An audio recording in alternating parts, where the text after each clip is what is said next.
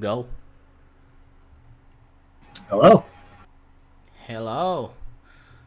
So today we're gonna cover. Also today we have quite a packed day of news. Not as much as yesterday, but we do have some quite interesting news going on.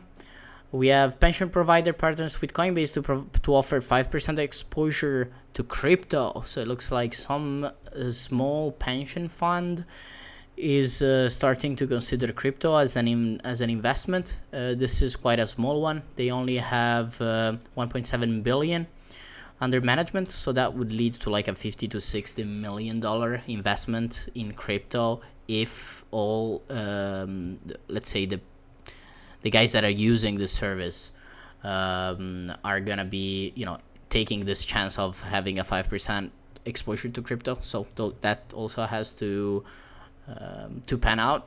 But it looks like they're moving in the direction of offering crypto also for pension funds, which is a good idea in general because we know crypto is gonna stay around, and we know that holding is pretty much the most profitable strategy for the retails that they can imply in trading crypto. So they just have to buy the good coins and just hold them, and you can get a decent return from them.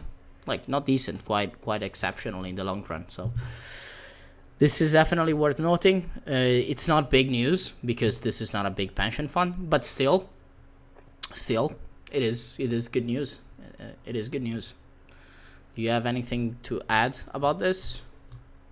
I mean, it's just a trend that maybe it sees continuation. Maybe other companies will start doing this. Right now, these guys doing alone, being the only pension fund doing it, it's not really that big a deal. But if other pension funds follow, then yeah, we'll see.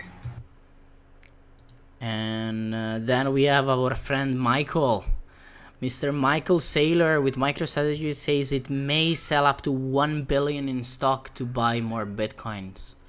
So it looks like Mr. Michael is interested in buying even more Bitcoin after his $500 million raise that he did to buy Bitcoin. He hasn't finalized the buy yet of the Bitcoins, so we're still waiting for that to happen. But it looks like he's interested in buying 1.5 billion at this point. It's quite crazy. And it looks like he's going full all in and more than all in. He's like even leveraging on top of his all in that he did before, which is quite crazy. Shows commitment to Bitcoin and shows commitment to his investment idea. So this is quite massive. It's bullish news. We have to see if they're gonna pull it off. What are gonna be the consequences of them pulling it off, and if they do pull it off. So we have to see.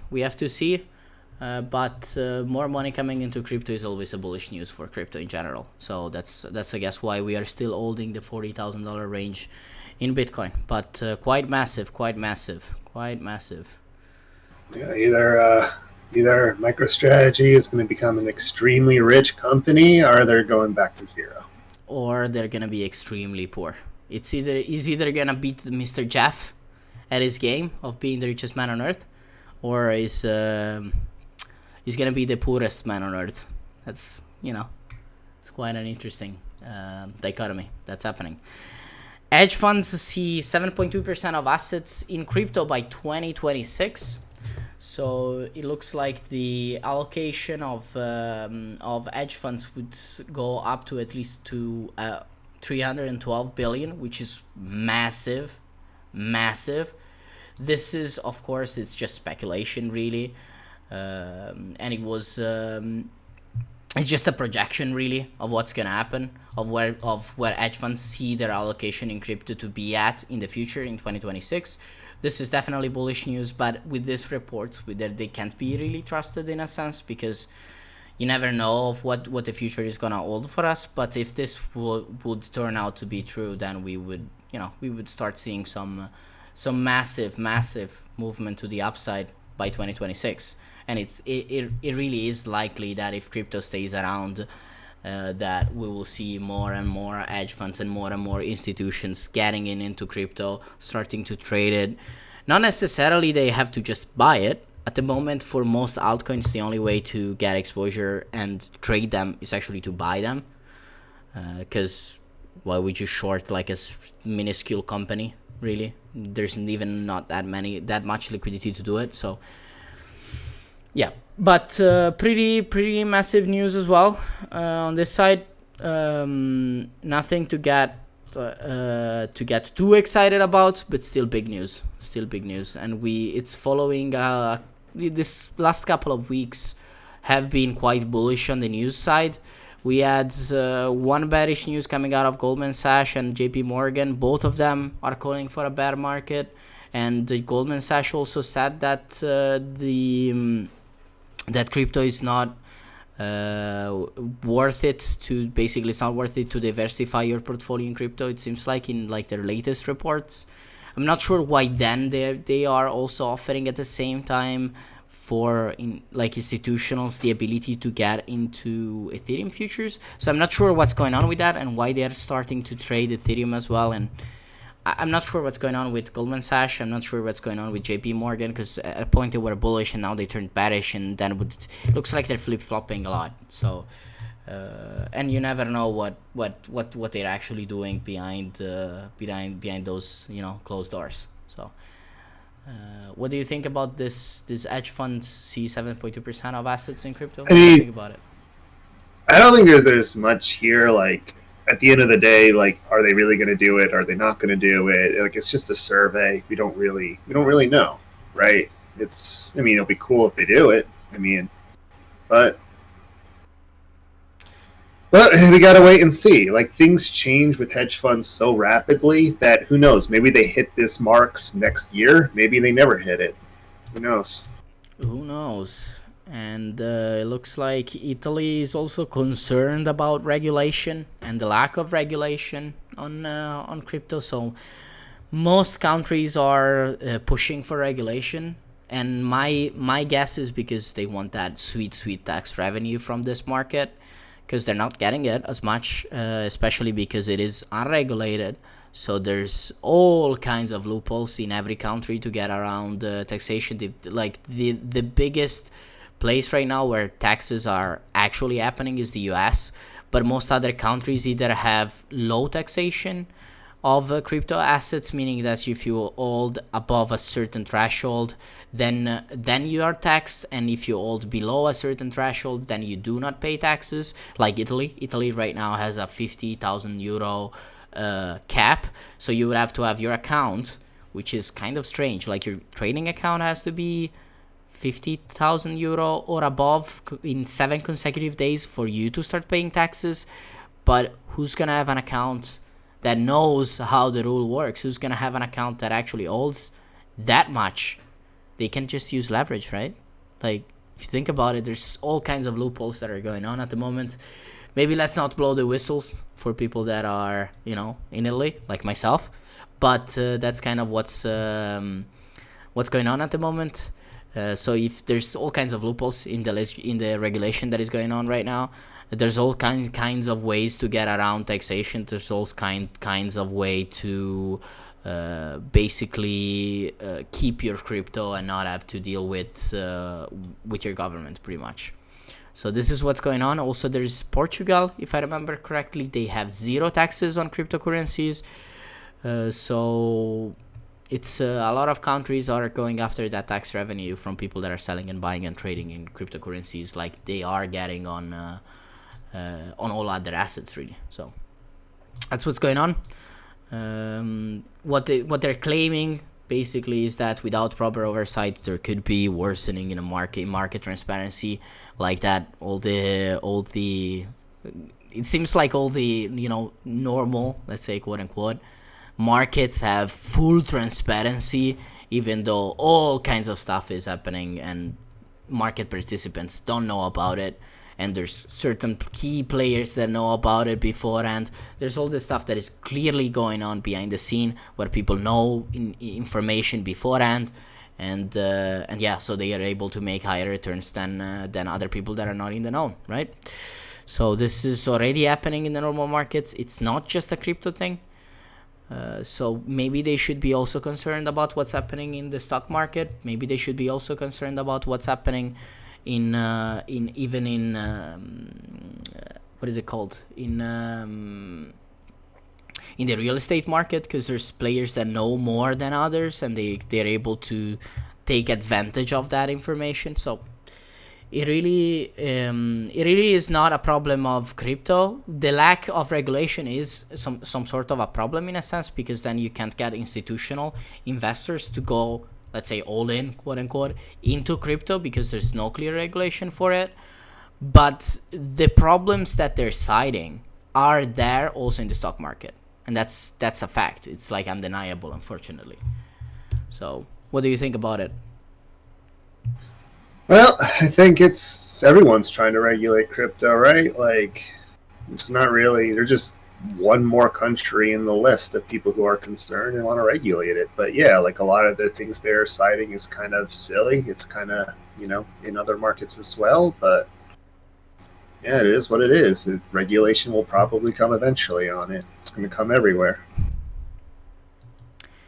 And then we have Miami real estate firm accepts crypto deposits for condos after conference. So I guess they're talking about, I'm quite sure they're talking about the Bitcoin 2021. In fact, they are. So it looks like E11 Even Hotel and Residences is claiming to be the first real estate company to allow deposits for property purchases in the form of cryptocurrencies. So it looks like finally some companies, like especially this one, and it seems like it's the first one, even though I'm quite sure you would have been able to buy real estate before using Bitcoin through private deals, though, not through a company itself. But now you are able to do it also through a company. So you're gonna be able to buy houses, buy condos, buy real estate with your crypto if you really want to. But I not sure how this is gonna work out on their hand due to the volatility of cryptocurrency. But it's definitely a bullish outcome of what is going on. Really, it's looked pretty bullish to me. I don't see anything bearish in it, really. I mean, it's only more use cases for crypto. How could that be a bad thing? Never a bad thing. And then we have the legend himself, Mark Cuban, says banks should be scared of cryptocurrency-based DeFi.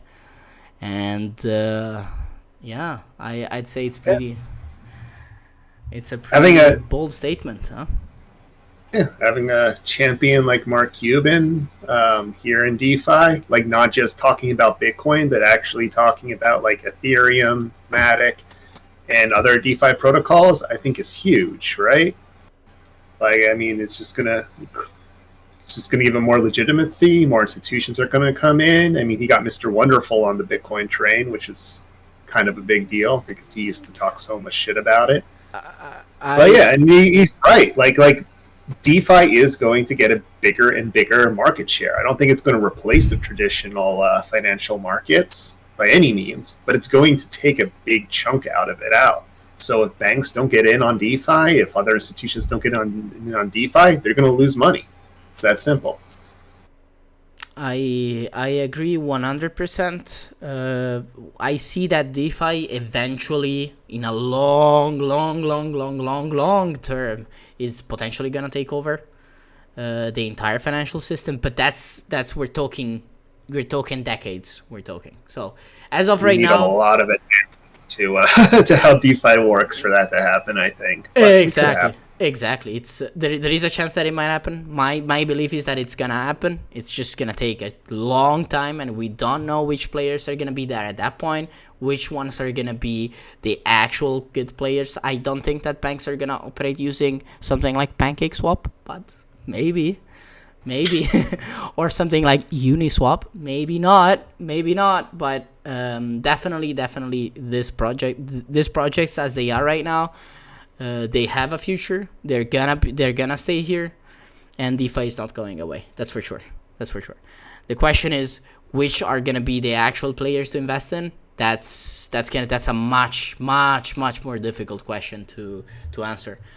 And but yeah, DeFi definitely gonna survive and gonna thrive in the future. And so I guess we can get into the charts. What's Bitcoin doing? Nothing. We have not been doing anything since yesterday. We have been going sideways and sideways and sideways and sideways here around the $40,000 range. Looks like we have quite a big resistance here that we have to kind of move above before trying to have any kind of upside, really. So we have to take this $41,000 first, then potentially $42,000, and then from $42,000 above, we're like clear sailing to the $50,000 range. The question is, are we gonna have another dip before that? Possible. Looks like we're consolidating quite well over here, but there is definitely a chance that we might have a little bit of a dip. There is definitely a chance of that happening. So yeah, we're waiting at the moment. It looks like Ethereum dominance today is rising quite a little bit, 66%. Nothing massive, nothing that looks like it's gonna start jumping up to 25 or above 20%, but it's still getting a little bit of progress over Bitcoin. The DJI today is trading down. Coin is trading down as well today at the market open. So GBTC, what is GBTC doing? Slightly up, nothing major, nothing to get out of bed for. And looks like Bitcoin is holding strong on the $40,000 range. So there is not much to talk about. Dominance went down a little bit, but it looks like it's rising back up again. Ethereum made that, slightly lower low compared to the previous low, but it's back at that high that the previous low made. So it's kind of a decision point also for Ethereum. Are we going to break above this previous high? Are we not going to break above it? It's a big question. Because if we would get another little retracement, there still is support around the $2,300 range. The question is, after we tested it already pretty much 1, 2, 3 times, are we going to be able to bounce from it? Are we not going to be able to bounce? So we are kind of at decision point. I'm leaning bullish, but if the stonks decided to go down, it looks like today we are down like a little bit, 0.10%, nothing major, nothing strange. Really, we just made a new all-time high, so I understand a little bit of retracement happening today, and maybe it's just the market open that is gonna have the retrace, and then we're gonna sail higher. A lot of things have to happen though before we have definitive bullishness on Bitcoin. We have to gain 42,000, we have to gain 50,000, and then getting above 50,000 and holding above there would make us more bullish, in a sense that there's a chance that we might make a new high. But the big level is breaking that all-time high, of course. Like, if we do break the all-time high, likelihood of us continuing the bull market up to $100,000, quite high at that point. But we don't have confirmation of that yet. We could definitely go back down to the bottom of the range. That's a possibility. I'm leaning towards we don't do that. I think that Mike is leaning more towards the fact that we are gonna see a little bit of a move down. Maybe I'm more 50-50 on that. I think if you want to buy here, it's a lot more dangerous. We're at the top of a range. I mean, might as well just wait for the breakout. We're so close to it. But yeah, if you're trying to look for more longer term positions, I'd rather wait. On this side, I agree 100%. If you have to buy now, it's scary. Yeah. I actually took profit in this region, so I don't see why you should be buying here. Like, I don't see a reason why. Maybe you're trying to buy the breakout before the breakout happens, but that's usually not a smart idea. Like, if you did that, for example, last time we pumped and we went up to 39,000, then you stomached a drawdown to like $30,000. So not a smart idea. We did that again at 40,000. It was like, yeah, we're gonna break above V-shaped correction. We didn't. We dumped all the way back down to $33,000.